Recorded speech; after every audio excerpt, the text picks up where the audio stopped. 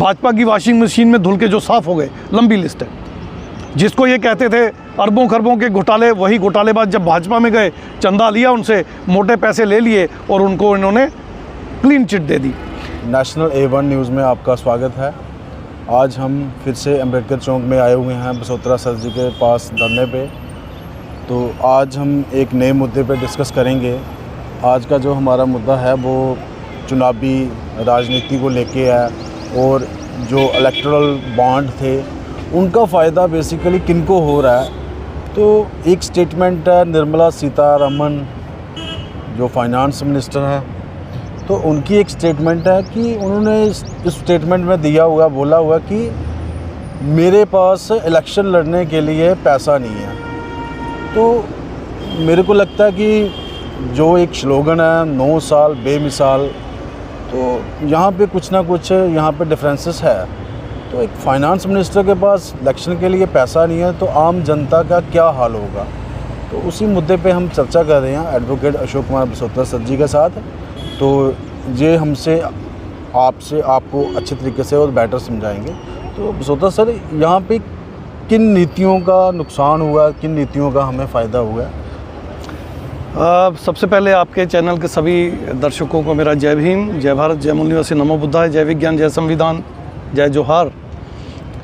अनिल जी, जहाँ तक आपने सवाल पूछा कि इलेक्टोरल बॉन्ड क्या थे, किसको फ़ायदा हुआ, तो जाहिर सी बात है जो इनको लेके आए थे इलेक्टोरल बॉन्ड के इस कंसेप्ट को फ़ायदा तो उन्हीं को हुआ। भाजपा की एक षड्यंत्रकारी नीति के तहत ये इलेक्टोरल बॉन्ड का एक फार्मूला निकाला गया। उन्हें पता था कि अगर करप्शन डायरेक्टली ली जाए लोगों से तो कहीं ना कहीं फंसने के चांसेस रहते हैं। चंदा दो धंधा लो, अगर ऐसा करेंगे ओपनली, चंदा ले आओ और धंधा ले जाओ, तो भी हम फंस जाएंगे। अगर बड़े बड़े करप्ट लोगों से डायरेक्ट हम चंदा ले लेंगे, पैसा ले लेंगे और उनको छोड़ देंगे, तो भी हम फंस जाएंगे। अगर विदेशी भगोड़े जो हैं, भारत के जो विदेशों में भागे हुए लोग हैं, जो अरबों खरबों रुपया लेके भाग गए हैं, 9-9 हज़ार करोड़, 18-18 हज़ार करोड़ लेके भाग गए हैं, अगर उनसे भी हम चंदा ले लेंगे और उनको भी भगा देंगे और उनको कुछ ना करें, तो भी हम फंस जाएंगे। तो भाजपा को पता था कि अगर डायरेक्ट हम ये गेम करते हैं, डील करते हैं, तो ये करप्शन में आती है, मनी लॉन्ड्रिंग में भी आती है, क्योंकि पैसा बाहर का भी इन्वॉल्व है, यहाँ से बाहर भी जाना है, मनी लॉन्ड्रिंग का मसला भी था। तो काफ़ी सारे ऐसे एक्ट अट्रैक्ट होते थे कि इन पर मुसीबत आज नहीं तो कल आ सकती थी। तो इन्होंने एक गैर कानूनी काम करने के लिए कानूनी तरीका ढूंढा और उसे इन्होंने इलेक्टोरल बॉन्ड का नाम दे दिया, जिसमें इन्होंने कहा कि कोई भी कंपनी या व्यक्ति electoral bond state bank of India से खरीद सकता है और 15 दिन के अंदर किसी भी पार्टी को दे सकता है, और 15 दिन में अगर वो किसी भी पार्टी को ना दे तो जो इलेक्टोरल बॉन्ड का पैसा है वो प्राइम मिनिस्टर रिलीफ फंड में चला जाएगा। अब हुआ ये कि इस स्कीम के तहत, जो कि अब सुप्रीम कोर्ट की लार्जर बेंच ने, 5 जजों की बेंच ने असंवैधानिक करार दे दिया, अनकॉन्स्टिट्यूशनल इलीगल करार दे दी है, इसके तहत बीजेपी ने 60% से ज़्यादा का चंदा लिया, यानी अरबों खरबों का चंदा लिया। और बदले में आप देखिए क्या किया, बदले में इन्होंने पूरा देश जो है वो बेच दिया। चंदा लो, धंधा दो। चंदा लेते थे और बड़े बड़े प्रोजेक्ट, टनल प्रोजेक्ट हो गए, एयरपोर्ट हो गए, रेलवे हो गया, मतलब सब कुछ पैसा लेते गए इलेक्टोरल बॉन्ड के माध्यम से बैकडोर एंट्री में, और वो दिखाया नहीं कि लिया कि नहीं लिया, कितना लिया, और बाहर उस बंदे का फेवर करते चले गए। तो इस तरह से पूरा देश बेच दिया। अभी पीएम केयर फंड भी खुलेगा, और मैं दावे से कह सकता हूँ इसमें जो चाइना हज़ारों स्क्वायर किलोमीटर ज़मीन पे भारत पे अंदर घुस चुका है और अब लेह में घुस रहा है, और भारत की सरकार कुछ नहीं कर रही। हमारी आर्मी इतनी कमज़ोर थोड़ी है, इतने सालों तक हम लड़े हैं और अब बहुत बड़ी पावर है, सेकंड पावरफुल आर्मी वर्ल्ड की हमारी भारत की आर्मी है, उसके बावजूद चाइना इतनी हिमाकत कैसे कर रहा है? तो जब पीएम केयर फंड खुलेगा और ये जो सारी परतें इलेक्टोरल बॉन्ड की खुलेंगी, तो आपको पता चलेगा कि इसमें चाइना का और पता नहीं किस किस मुल्क का भी चंदा इन्वॉल्व होगा, और मोदी जी ने देश को बेच दिया है। ये सारी चीज़ें खुल के सामने आ जाएंगी। अब दूसरी गेम इसमें उन्होंने क्या खेली कि जो हार्डकोर क्रिमिनल थे, जिन्होंने अरबों खरबों रुपए की लूट की हुई थी, उनके ईडी के पास केस चल रहे थे, NIA के पास केस चल रहे थे, CBI के पास केस चल रहे थे, इनकम टैक्स डिपार्टमेंट के केस चल रहे थे। तो भाजपा ने उनसे भी मोटा पैसा चंदे के रूप में करप्शन जो है ले ली और वहाँ पर उनको राहत दे दी। कईयों को क्लीन चिट दे दी, अजीत पवार को दे दी, प्रफुल्ल पटेल को दे, आपको पता है बहुत सारे लोग, लंबी लिस्ट है। भाजपा की वॉशिंग मशीन में धुल के जो साफ़ हो गए, लंबी लिस्ट है। जिसको ये कहते थे अरबों खरबों के घोटाले, वही घोटालेबाज जब भाजपा में गए, चंदा लिया उनसे, मोटे पैसे ले लिए और उनको इन्होंने क्लीन चिट दे दी। तीसरा, जो लोग बाहर विदेशों में भागे, मेहुल चोकसी हों, नीरव मोदी हों, बहुत लंबी लिस्ट है, लाखों करोड़ का मसला वो भी है। उसमें भी इन्होंने चंदा लिया और अपनी एजेंसीज़ को इतना कुंद कर दिया, इतना स्लो कर दिया कि उनके खिलाफ कोई एक्शन ना हो। और हमारे साबका फाइनेंस मिनिस्टर जो थे, जो एडवोकेट भी थे, अरुण जेटली जी, उनकी बेटी भी उनके वकील रही है। फिर एक और बीजेपी की बड़ी लीडर सुषमा स्वराज जी रही हैं, उनकी बेटी बांसुरी स्वराज एडवोकेट हैं, वो भी उनकी वकील रही हैं। अब बांसुरी स्वराज को दिल्ली की MP की सीट भी दी गई है एज ए रिवार्ड, क्योंकि मोटा चंदा बाहर भागने वालों से उनके मार्फत भी आया हुआ है, इलेक्टोरल बॉन्ड के माध्यम से।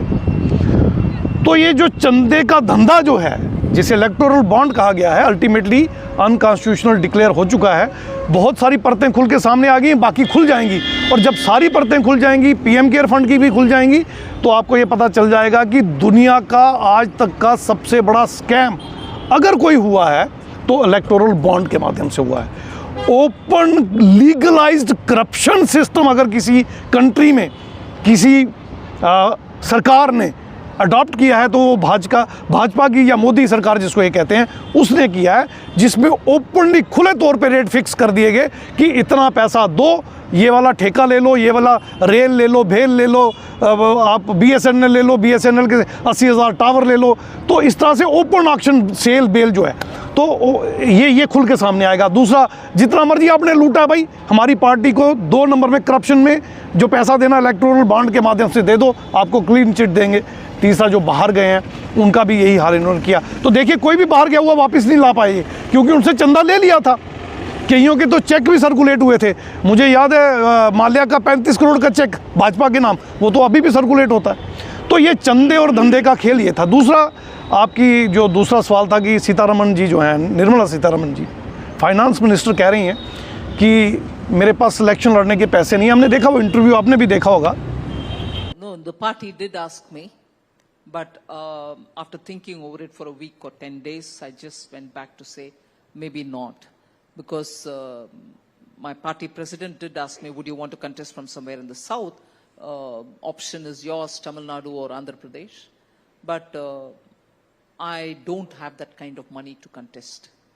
I also have a problem because whether it is Andhra or Tamil Nadu, it's also going to be a question of, various other winnability criteria that they use. Are you from this community? Are you from that religion? Are you from this? I said, no, I don't think I'm going to. असल में वो जो उन्होंने पहले कह दिया, बाद में वे फिर उस पर लीपापोती कर रही हैं। जब नविका कुमार उसको पूछती हैं कि आपके पास पैसे नहीं, और वो फिर वो लीपापोती करती हैं कि मेरी तनख्वाह इतनी कम है, मेरा अपना पैसा है और वो सब। लेकिन असल में वो जो सच था कड़वा उनके मुंह से निकल गया। उन्होंने बता दिया कि एज ए फाइनेंस मिनिस्टर या एज ए बीजेपी गवर्नमेंट पिछले 10 साल में भारत की हालत इतनी खस्ता हो गई है कि भाजपा की सरकार में, केंद्रीय सरकार में, चाहे कोई फाइनेंस मिनिस्टर क्यों ना रहे, उसकी हालत इतनी दरिद्र हो जाती है कि वो अपनी जेब से तो क्या किसी तरह से भी इलेक्शन लड़ने के काबिल भी नहीं रहता। तो जब देश की फाइनेंस मिनिस्टर की ये हालत हो तो आप देश के आम जन साधारण की हालत को समझिए। इसीलिए 80 करोड़ लोगों को 5 किलो का थैला अनाज का देना पड़ रहा है। और 5 साल अगर भाजपा आ गई, मैं दावे से कह सकता हूं 150 करोड़ में से कम 140 करोड़ के हाथ में कटोरा होगा कि 5 किलो डाल दो अनाज, भाई हमें भी रोटी खानी है। भाजपा ने इस देश का वो हाल कर दिया, एजुकेशन खत्म कर दी, हेल्थ सर्विसेज बर्बाद कर दी, टोटल प्राइवेटाइज कर दिया, एम्प्लॉयमेंट है ही नहीं। आज 83% रेट है अनएम्प्लॉयमेंट का भारत में, दुनिया में सबसे बड़ा नंबर है ये। भूखमरी के कगार पे हम लोग, 10,000 लोग डेली भूख से और कुपोषण से भारत में मर रहे हैं। कौन जिम्मेवार है इसका? कोई पर्सनल सिक्योरिटी नहीं, कोई रूल ऑफ लॉ नहीं। पूरे देश को इन्होंने पूरी तरह से निस्तो नाबूद कर दिया, बर्बाद कर दिया। और देश की सरजमी को इन्होंने चाइना के आगे बेच दिया। हज़ारों स्क्वायर किलोमीटर के अंदर आ चुका चाइना, अब ले को अपने अंडर लेना चाहता है। और नरेंद्र मोदी और इनके साथियों के बाहर फॉरेन स्विस और टैक्स हेवन बैंक्स में पता नहीं कितना पैसा चाइना से इन्होंने ले लिया होगा। ये इलेक्टोरल बॉन्ड का तो दिख रहा है, इसके अलावा 2 नंबर का पैसा कितना लिया भाजपा ने आप सोच नहीं सकते। कितनी सरकारें गिराई, कितने एमएलए एमपी खरीदने पड़ते हैं इनको। और बाहर टैक्स हेवन कंट्रीज में पता नहीं कितने अकाउंट होंगे नरेंद्र मोदी जी के। ये तकरीबन बाहर ही तो घूमते रहते थे, आपको याद होगा, हर तीसरे दिन बाहर ही जाते थे, पता नहीं क्या करते थे। एक तो अपने दोस्तों को चंदे के बदले में बाहर भी धंधा दिलवाने जाते थे, वहाँ भी है कॉन्ट्रैक्ट दिलवाते थे अडानी को अंबानी को बाहर जाकर। और दूसरा वहाँ अपने खाते भी तो खोलते होंगे, 2 नंबर के अपने और अपने रिश्तेदारों के और अपने यारों दोस्तों के खाते भी तो खुलवाते होंगे, वरना इतना पैसा कहाँ रखेंगे ये लोग। तो ये जो इलेक्टोरल बॉन्ड, सीतारमण की स्टेटमेंट और मोदी जी का सच है, आज पूरे भारत और पूरे विश्व के सामने आ चुका है। विपक्ष पे तो बड़ी जल्दी कार्रवाई करते हो मोदी जी। मैं चैलेंज करता हूं, लोकतंत्र का अर्थ क्या होता है? रशियन प्रोवर्ब है, tsar's wife should be above suspicion. Tsar बोलते हैं राजे को, राजे की पत्नी का चरित्र देश की सारी महिलाओं से ऊपर होना चाहिए। यही आप पर भी लागू होता है नरेंद्र मोदी जी। अगर आप इतने ही दूध के दुले हो तो इन सारे स्कैम्स की खुली जांच करवा लो, ईमानदारी से फ्री एंड फेयर एक बार इन्वेस्टिगेशन करवा लो।